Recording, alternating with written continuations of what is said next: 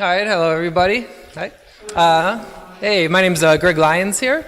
I'm just going to go show a quick technique on how to make characters. So that light's pretty bright over here. My background is in creative writing and stuff, so if you're interested in writing, how it relates to games or storytelling, I'm just going to show you a quick technique on how to make a character. And it comes down to a template, which we're going to have to go back to school a little bit with learning a bit the parts of speech to help us out here. But that's the template here to start a character if you're having an idea, or you're getting stuck and you want an idea for a character. So you need a name, of course, a name for the character. Is an ADJ. ADJ. What is that? Back to English class, what does that stand for? Adjective, right? So this is like a descriptive word. So what, like hard, soft? What are some other adjectives? Marvelous? Creative, right? Usually if you could fill in the sentence like she is or he is, or the blank person, the brilliant person. Adjective, right? So we need that there. In age, how old is the person, right? Year old, and noun. So we have adjectives, but a noun, person, place, or thing. So like a table, right? Here it's going to be best if it's a noun that exists in reality, like a concrete noun, so a table, a computer, water bottle, things that are like ideas, like democracy. It's not going to work out so well here, and you'll see in a minute. And then who wants something? And this something is like the desire. It's their motivation. So yeah, one that students go to a lot is, who wants money? Yeah, and that would be a person. But, there's other desires like respect, recognition, to become famous. This is like the inner desire of the character. So what does that look like? If you go to the next thing, I have an example here. I don't know who Jeremy Glazer is. It's just a name, right? Picked out somewhere. Jeremy Glazer is a belligerent 17-year-old basketball player who wants respect.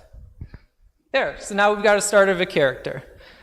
So, and I forgot to mention at the beginning here, I did want you to think of your own character, so I'm going to ask you just to write a sentence here that fills this up for your own character, and then we'll kind of share a couple of them, see if we get something more interesting than mine up here with Jeremy Glazer.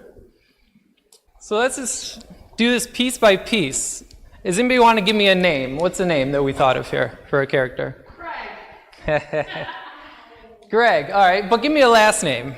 So first name is important, but so is last name, because that could hint at family, ancestry, region of the world you're at, right? It also has these other implications for the character. So Greg, what's another last name? Greg von Gregston. Okay, sure. Okay, is a what? So we have an adjective. So what's an adjective that we could use here? Tall, sure. So is it tall, and how old is Greg von Gregston? 126.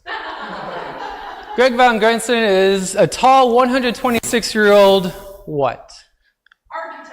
Architect, sure. 126-year-old architect who wants, and what does Greg von Gregston want? You. Nice. So Greg von Gregston is a 127-year-old architect who wants youth. Yep. So there we go. We got a character, and now you already see that this is the character's desires already built in there. You have their age, so you can even start thinking about, okay, what did the character experience, because that's how old they are. You could start tall, so what is life like for a tall person? I don't know, right? But you could start imagining that with the character. Also, where they come from with the Greg von Gregston. You kind of imagine the imagination of the parents, too, that named the character this. Yeah, and that's it. And then here is just that formula, so you could see it in a color-coded way.